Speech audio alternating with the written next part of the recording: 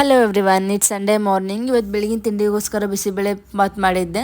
So bisibele Baat ಅಂದರೆ ನನಗೇನು ಅಷ್ಟೊಂದು ಇಷ್ಟ ಆಗಲ್ಲ, ಬಟ್ ಈ ರೀತಿ ಮಾಡೋದು ನಂಗೆ ತುಂಬ ಇಷ್ಟ ಆಗ್ತದೆ. ಇದು ಯಾವ ರೀತಿಯಾಗಿ ಮಾಡೋದು ಅಂತ ನಿಮಗೂ ಸಹ ತೋರಿಸ್ತೀನಿ. ನೀವು ಸಹ ಮನೇಲಿ ಒಂದು ಸಲ ಟ್ರೈ ಮಾಡಿ. ಶುಗರ್ ಇರೋರಿಗೆ ಇದು ತುಂಬ ಒಳ್ಳೆಯದು. ಸೊ ಇಲ್ಲಿ ಯಾವುದೇ ರೀತಿಯಾಗಿ ನಾನು ಬಿಸಿಬೇಳೆ ಬಾತ್ ಪೌಡ್ರ್ ಬಳಸ್ತಿಲ್ಲ. ಇದನ್ನು ಮಾಡೋಕ್ಕೆ ನಾನಿಲ್ಲಿ 1 ಕಪ್ಪಷ್ಟು ನವಣೆ ಅಕ್ಕಿ, ಹಾಗೆ ಅರ್ಧ ಕಪ್ಪಷ್ಟು ಮಸೂರ್ ದಾಲ್, ಹಾಗೆ ಅರ್ಧ ಕಪ್ಪಷ್ಟು ತೊಗರಿಬೇಳೆ ತೊಗೊಂಡಿದ್ದೀನಿ. ಹಾಗೆ ನಿಮ್ಗೆ ಯಾವ ತರಕಾರಿ ಸೇರ್ತದೆ ಅದನ್ನೆಲ್ಲ ಹಾಕಿಬಿಟ್ಟು ಬಟಾಣಿ ಹಾಕಿಬಿಟ್ಟು ಒಂದು 4-5 ವಿಷಲ್ ಹೊಡ್ಸ್ಕೊಳ್ಳಿ.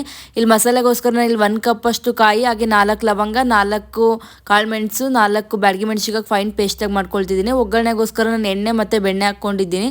ಇಲ್ಲಿ ಸಾಸಿವೆ ಕಾಳು, ಹಾಗೆ ಶೇಂಗಾ ಬೀಜ, ಕರಿಬೇವು ಮತ್ತು ಈರುಳ್ಳಿ ಹಾಕ್ತಾ ಇದ್ದೀನಿ. ಸೊ ಇದೆಲ್ಲ ಚೆನ್ನಾಗಿ ಸ್ವಲ್ಪ ಫ್ರೈ ಆದಮೇಲೆ ಟೊಮೆಟೊ ಹಾಕ್ತಾ ಇದ್ದೀನಿ. ಟೊಮೆಟೊ ಎಲ್ಲ ಸ್ಮೂತ್ ಆಗಬೇಕು. ಸ್ಮೂತ್ ಆದಮೇಲೆ ನಾವು ಆಗಲೇ ಏನು ಪೇಸ್ಟ್ ಮಾಡಿ ಇಟ್ಕೊಂಡಿರ್ತೀವಲ್ಲ ಅದನ್ನು ಸಹ ಹಾಕಬೇಕು. ಇದು ಸ್ವಲ್ಪ ಹಸಿ ವಾಸನೆ ಹೋಗೋವರೆಗೂ ಕುದಿಸ್ಕೊಂಡು ಇದರಲ್ಲಿ ಧನಿಯಾ ಪೌಡ್ರ್ ಮತ್ತು ನಾವು ಆಗಲೇ ವಿಷಲ್ ಹೊಡ್ಸ್ಕೊಂಡಿರೋದನ್ನ ಹಾಕ್ಕೋಬೇಕು. ಸೊ ಇಲ್ಲಿ ಕೊತ್ತಂಬರಿ ಸೊಪ್ಪು ಹಾಕಿಬಿಟ್ಟು ಒಂದು